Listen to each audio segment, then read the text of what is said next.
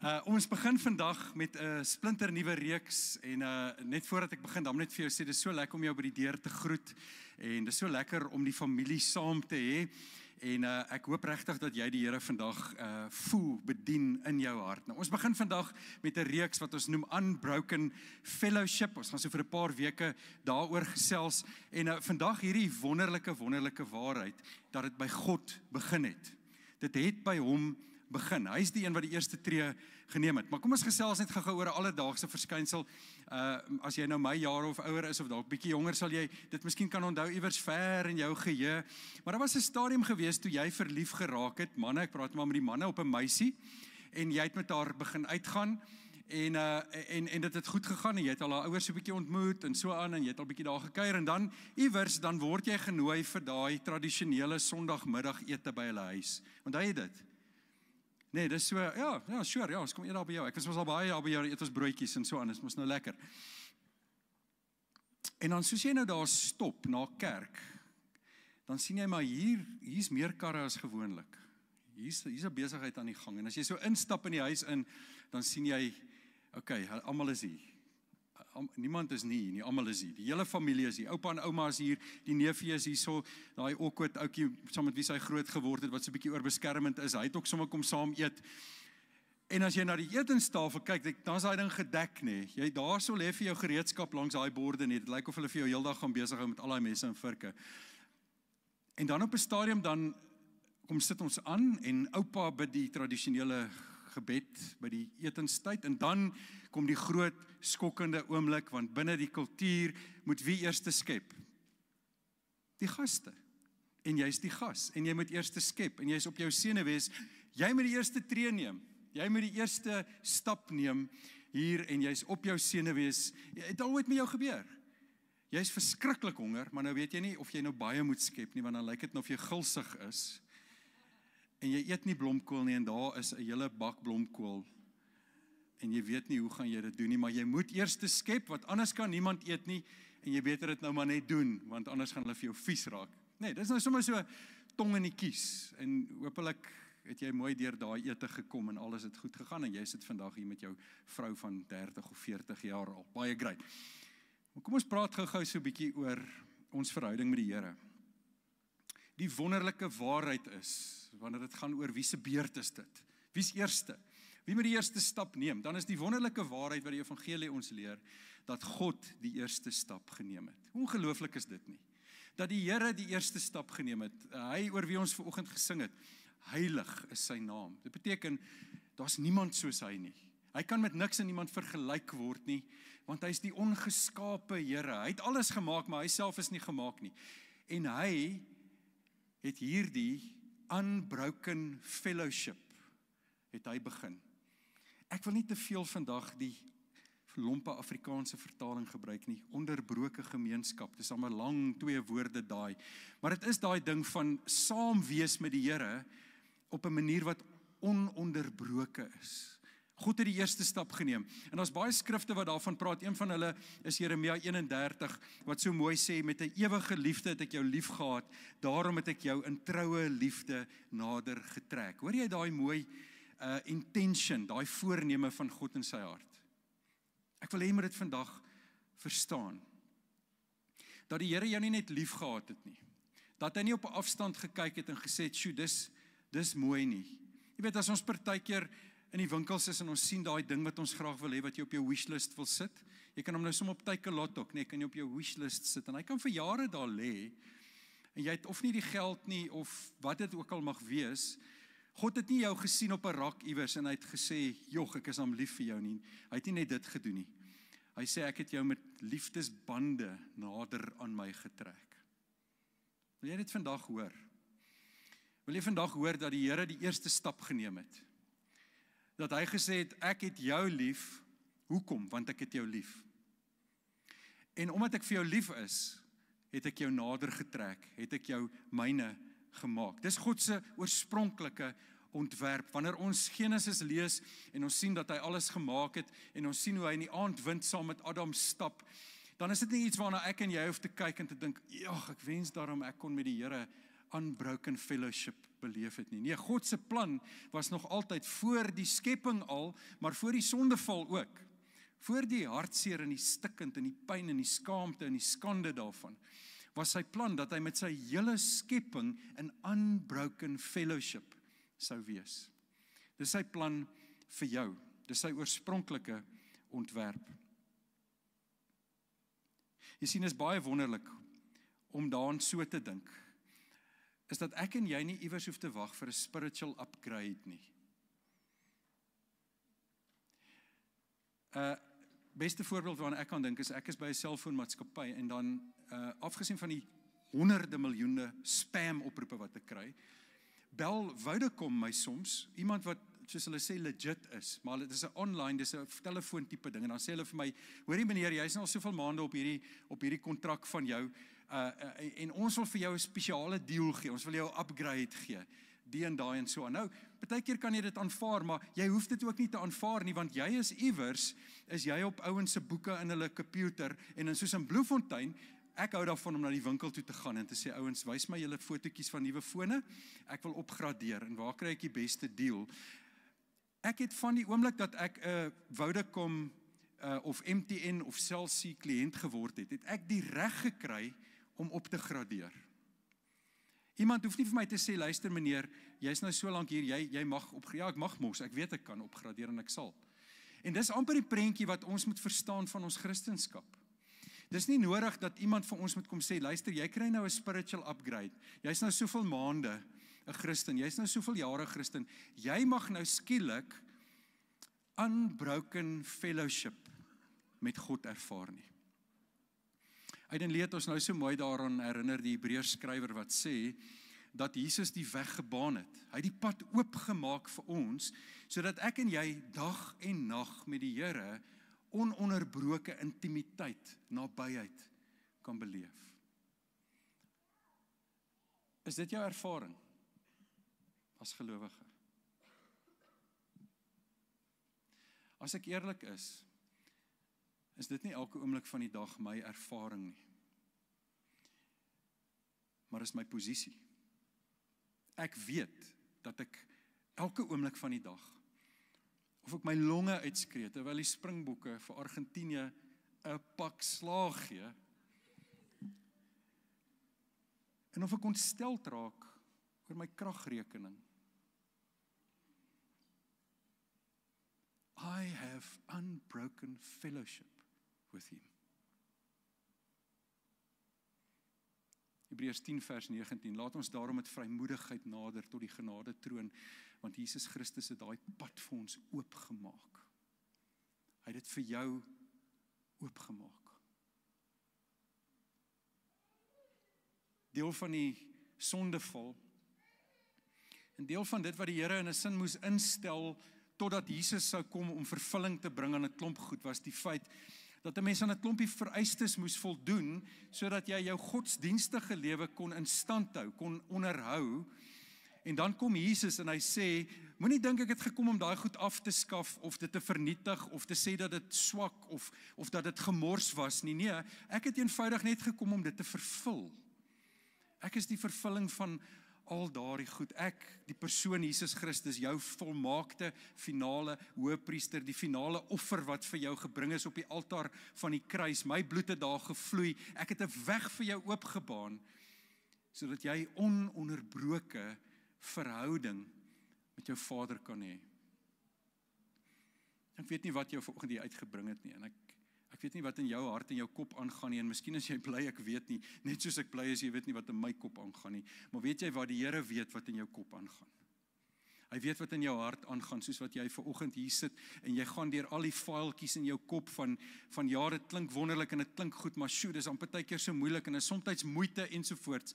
Die Here het kom sê, moenie worry nie, ek het die eerste tree geneem, om jou naby aan my te bring. As daar een ding is wat ek vandag by jou kan tuisbring, dan is dit die wonderlike waarheid, dat die Here die eerste tree geneem het, maar dat hy ook, in hierdie pad wat jy met hom stap, dat hy die heeltyd die een is, wat hierdie verhouding met jou in stand hou.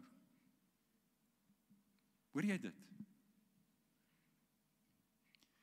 Ek praat soms met mense wat weer by kerk uitkom, en dan sê hulle, Ek is hier want ek wil my verhouding met die Here regmaak, of ek wil weer op daai pad kom waar ek met hom was, en ek verstaan dit heeltemal, en dis wonderlik, en die feit dat jy dit doen, is die feit dat hy jou trek na hom toe.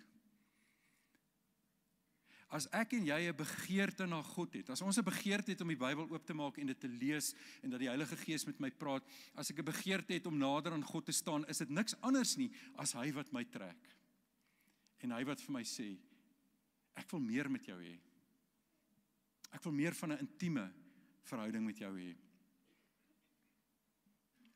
Johannes skryf vir ons, Johannes 1 vers 1 tot 5, in die begin was die woord, en die woord was by God, en die woord was God, hy was in die begin by God, alles het deur hom ontstaan, en sonder hom het selfs nie een ding wat bestaan ontstaan nie, in hom was lewe, en die lewe was die lig vir die mense, en die lig skyn in die duisternis, en die duisternis kon dit nie uitdoof nie. As jy so 'n bietjie verder lees, dan vertel Johannes vir ons, dat hy wat die lig is, hy wat die ewige woord is, dat hy vlees geword het, dat hy aarde toe gekom het, dat hy onder ons kom woon het, dat hy sy mense, die wat hy geskep het, dat hy ons kom besoek het, sodat hy met ons intimiteit kon hê, sodat hy naby aan ons kon wees. Jy sien, dit is belangrik om te verstaan, dat hy die eerste tree gegee het, hy wat alles gemaak het, hy wat alles weet, hy wat nog altyd alles geweet het en nog altyd bestaan het, wat hierdie hele wêreld uitgedink het, wat dit gemaak het, en wat toe die wêreld voorberei het vir die mens om in te lewe, om in te woon, om te bewerk, om hierdie wêreld te kan geniet, om daaroor te kan heers, en met hom in naby verhouding te staan. Ek wil met jou gesels oor 3 baie belangrike goed, wanneer ons praat oor hierdie ononderbrokenheid van ons verhouding met hom, hierdie unbroken fellowship. En die eerste belangrike ding is om te verstaan dat daar binne die 3 eenheid, Vader, Seun en Heilige Gees, hierdie ononderbroke verhouding is, hierdie unbroken fellowship, nog altyd. Hoekom is dit belangrik vir ons om dit te weet? Kom ons dink gou net aan die alledaagse lewe. Ek sê nou vir jou, die Here wil unbroken fellowship met jou hê. Hy het die eerste tree geneem. Miskien sit jy vanoggend hier en jy sê, weet jy wat?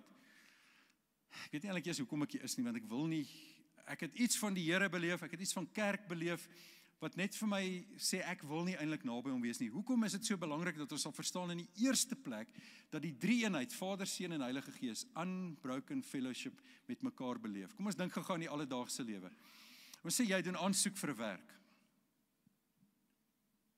Het hulle op 'n website gesien, iemand het jou vertel van hulle, wat dit ook al mag wees, jy doen aansoek vir 'n werk, jy het nog nooit die mense ontmoet nie, jy weet nie eintlik presies wie hulle is nie, kom ons sê jy besoek 'n kerk, jy is vanoggend dalk 'n besoeker hier by ons, jy wil deel word van 'n gemeente, dalk is jy sportief en jy sê ek wil deel word van die fingerbordklub, of die dartsklub, of die jukskei klub, of wat dit ook al mag wees.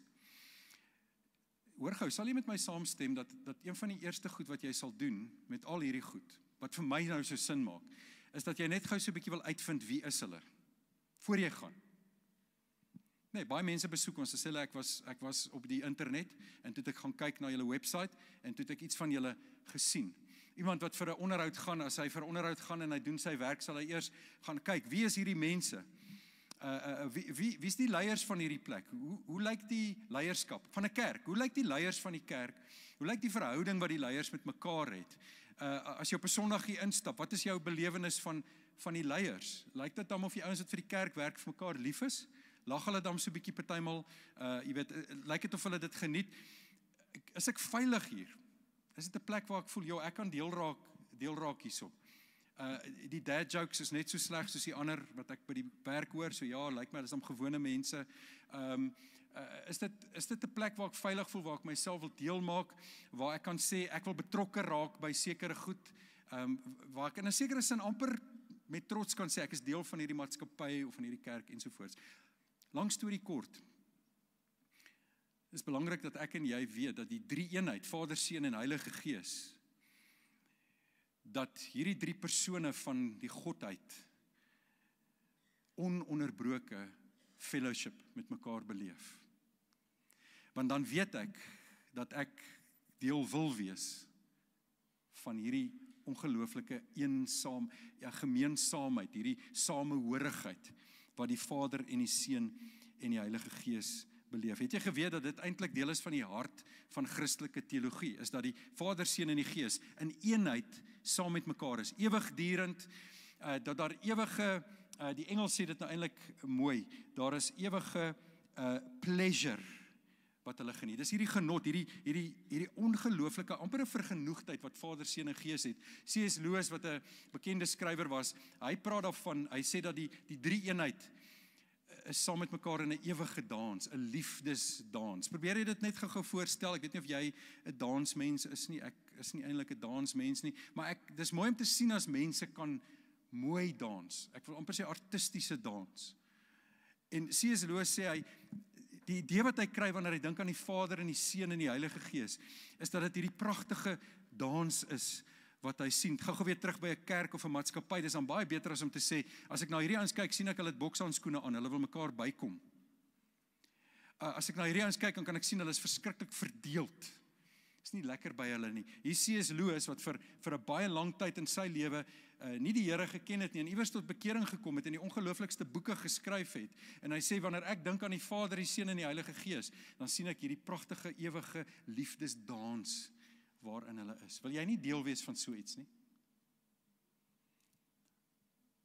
Jy sien, hy nooi jou in daardie unbroken fellowship in. Hy nooi jou om deel te wees daarvan. Jy, Piet Pompies, in Bloemfontein. Sê, ek het jou lief gehad met 'n ewige liefde. Ek het jou nader getrek met my liefdesbande, met my toue van liefde. Ek kan nie amper voorstel, iemand word om die nek gegooi met 'n lus, en hy word nader gesleep. Dis wat die Here vir jou het. Ons hierdie ewige, ononderbroke fellowship tussen Vader, Seun en Heilige Gees. Wanneer Jesus in Johannes 17 bid, die sogenaamde hoëpriesterlike gebed van Jesus, waar hy bid vir sy apostels en gelowiges, en hy bid ook praat met die Vader, dan sien ons iets hiervan. Hy sê, ek bid egter nie net vir hulle nie, dis die disippels, maar ook vir die wat deur hulle woorde in my glo, dis ons. Dat hulle almal een kan wees, net soos u Vader in my en ek in u, en dat hulle ook in ons kan wees, sodat die wêreld kan glo dat u my gestuur het. Sien jy hierdie mooi? Kan ek dit 'n liefdesaanbod noem?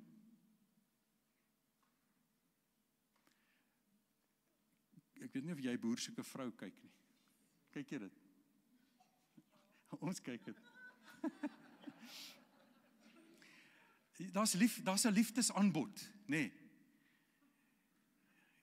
Hulle neem die ou af, die knaap is op sy trekker, en dan ry hy die trekker, en dan sit die girls hier so elkeen op 'n modderskerm, en die een wat nie afval nie, sy dring deur tot die volgende ronde. Ek spot nou sommer, dis nou nie so vlak nie. Dis 'n liefdesaanbod. Hierdie, kyk so belaglik as wat die konsep is dit so amazing eintlik net, nê. Van hierdie ou maak 'n liefdesaanbod. Girls, kom, skryf in, kom. Skryf in. Hier's ek, soveel hektaar plaas, ek het 3 trekkers en ek het 2 honde, en wil jy nie deel raak van hierdie besigheid nie? Dit is eintlik so mooi en romanties in 'n sekere sin, en oneindig meer romanties is die feit dat God kom en hy maak 'n liefdesaanbod aan ons.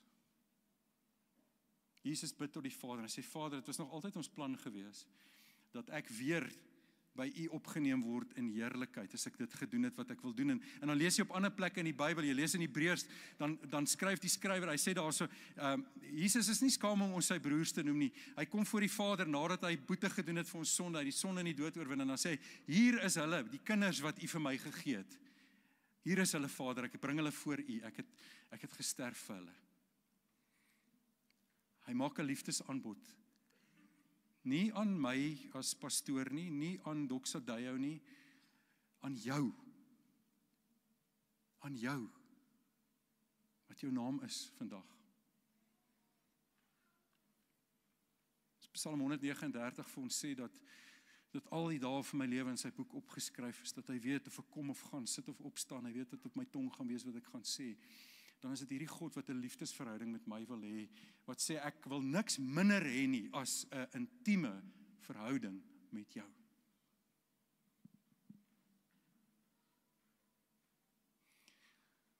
dis 'n spread wat hy voor jou sit. En hy sê dis joune. Ons het onlangs die risiko geneem om 'n jong hondjie in ons lewe in te neem by ons huis. Kostelike ou brakkie. Hy het ongelukkig baie lang bene. Hy hoef nie op 'n bed te spring nie. Hy druk net so op sy invoer dan sy op. En hy sit gereeld by ons tafel aan in die kombuis sonder dat ons by is. As jy hoor, daar skuif iets in die kombuis. Ek is nou instinktief, dan skree ek. As ek iets daar hoor, dan sê ek, Otto! Partykeer is dit my seun wat daar in die yskas rond is, maar ek vat maar die kans, jy weet. Hy dink, ons sit vir hom 'n spread neer op die tafel. Maar dit maak sin, ons gooi dan kos in sy bakkie, dan sit ons dit vir hom uit. Hy dink is maar net 'n hoër bakkie. Hy voel so tuis in ons huis, dat hy dink alles word vir hom uitgesit. Ook Silas se brol wat ons dier te staan gekom het, ook allerlei ander dier-items in ons huis. Is nou tong in die kies, maar imagine net wat in daai ou brakkie se kop aangaan, hè. Hierdie mense is lief vir my. Hulle is so lief vir my, dat hulle alles wat op display is, vir my aanbied. En hy's nogal, dis 'n taai hond. Hy dink soms as ons hom slaan, vryf ons hom. So dan dink hy ook, en hulle vryf my ook nog as ek nie goed eet.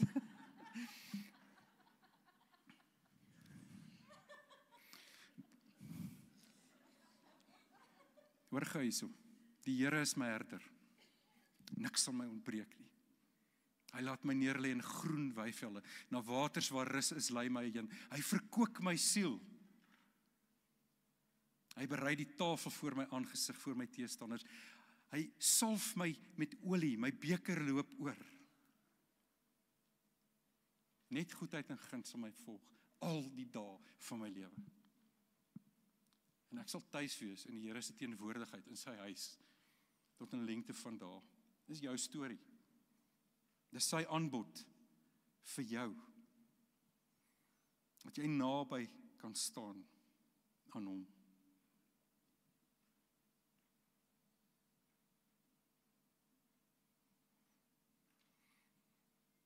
As hierdie ongelooflike unbroken fellowship binne die drie eenheid. Die tweede waarheid is dat ek en jy ontwerp is vir gemeenskap. Ons is ontwerp vir fellowship.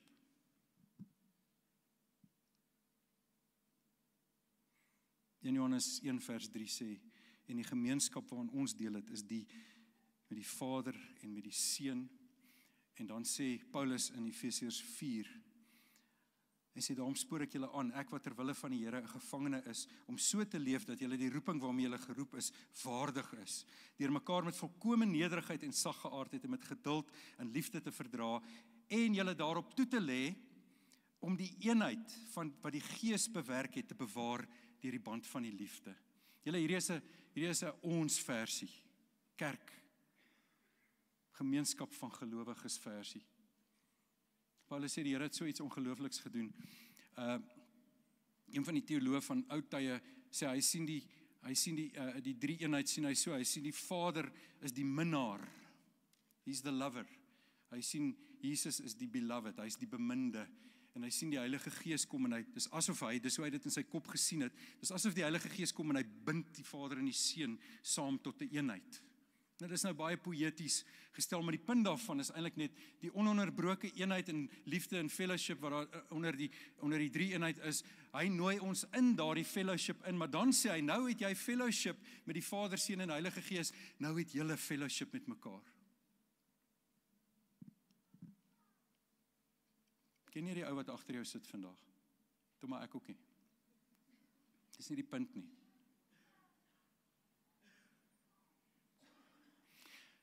Hy sê jy moet die eenheid bewaar.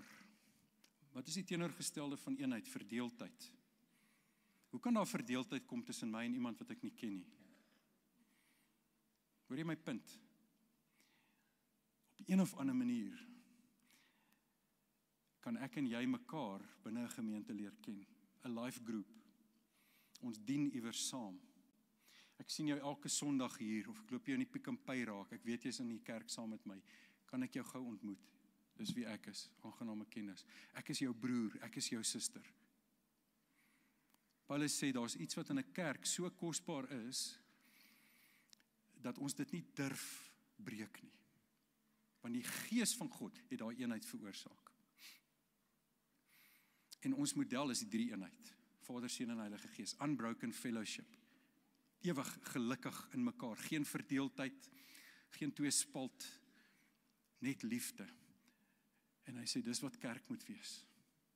'n Gemeenskap van gelowiges wat vir mekaar lief is. Ons sien iets daarvan in Handelinge 2.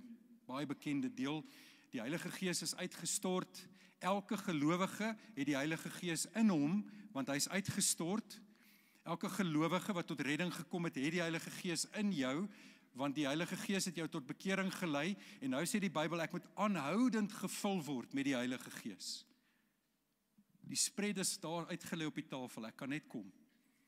Ek kan net vat. En nou sien ons wat gebeur in 'n kerk, wanneer die Heilige Gees Here is.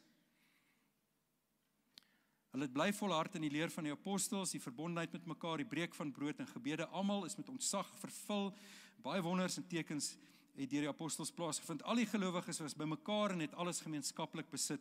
Hulle het hulle eie eiendom en besittings verkoop en aan almal uitgedeel volgens elkeen se behoefte. Hulle het eensgesind volhard om die tempelterrein daagliks te besoek, aan huis die brood te breek en hulle maaltye met uitbundige blydskap en met opregte harte te geniet. Hulle het God bly prys en die hele volk was hulle goedgesind en die Here het daagliks verlostes by hulle getal gevoeg. Ek wil vir jou vanoggend voorstel dat hoe nader ons as 'n gemeente aan mekaar leef en eensgesind is en sê, weet jy wat, as jy 'n behoefte het, is ek hier vir jou, ek bid vir jou, of as ek jou materieel kan seën en ek voel ek wil, dan doen ek dit. Hoe meer ons dit doen, hoe meer sal ons sien hoe Bloemfontein in ons kerk inkom. Jesus sê in Johannes 13, hieraan sal mense weet dat julle my disippels is, dat julle vir mekaar lief is. Derdens, dit is God wat ons in versoende gemeenskap inlei, reconciled fellowship. Dis hy wat ons in dit inlei. Nie net sê hy, ek is lief vir jou, jy is kosbaar vir my nie. Hy trek jou met sy liefdesbande nader, en hy sê ek is lief vir jou, maar dan bewys hy dit deur Jesus Christus wat aan die kruis vir jou gesterf het. Jy is myne, ek het jou gemaak, maar ek wil jou regtig myne maak. Hoe maak ek jou myne? Ek betaal vir jou. Hoe maak jy daai stel North Stars joune? Kry mens nog North Stars? Kry mens weer North Stars? Hoe maak jy daai oorbelle joune? Hoe maak jy daai kar joune? Jy betaal daarvoor. Jy maak dit joune. 1 Korintiërs 5 vers 2. Hy wat nie sonde geken het nie, God het hom terwille van ons tot sonde gemaak, sodat ons in hom voor God geregtigheid kon word. Ander vertaling sê, sodat ons kon word die geregtigheid van God. Matteus 20, maar Jesus het hulle nader geroep en gesê, julle weet dat die heersers van die nasies oor hulle baas speel en die maghebbers oor hulle gesag uitoefen. So mag dit nie by julle wees nie, maar wie belangrik onder julle wil wees, moet julle dienaar wees, en wie eerste onder julle wil wees, moet julle slaaf wees. En dan kom verduidelik hy hoe dit moet lyk. Hy sê, net so het die Seun van die mens nie gekom om gedien te word nie, maar om te dien en sy lewe as losprys vir baie te gee. En ek die musikante vra om vir ons verhoog toe te kom. Maak gou hierdie ding in jou kop vas, in jou hart vas.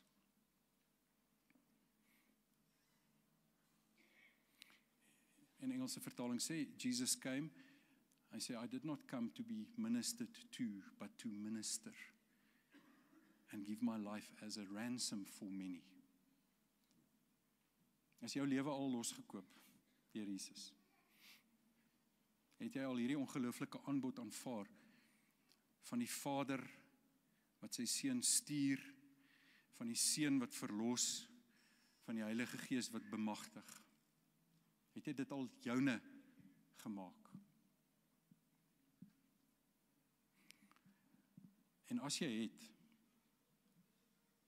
wil jy nie vandag reageer sy uitnodiging om besit te neem van hierdie unbroken fellowship nie. Die Here is my herder, ek kom niks kort nie. Het jy vanoggend 'n behoefte, kyk hier vir my, ek weet daar's baie beweging. Ek wil hê die Here moet hê, jy moet fokus op dit wat hy wil doen in jou hart vandag. Ek wil jou vra vanoggend om die vrymoedigheid te neem. Hier op die tafeltjies oral in die auditorium is daar so 'n kaartjie waarop ons net 'n sinnetjie vir jou gaan skryf het. Net sodat dit jou miskien net so 'n bietjie prompt, net so 'n bietjie jou gedagtes laat gaan.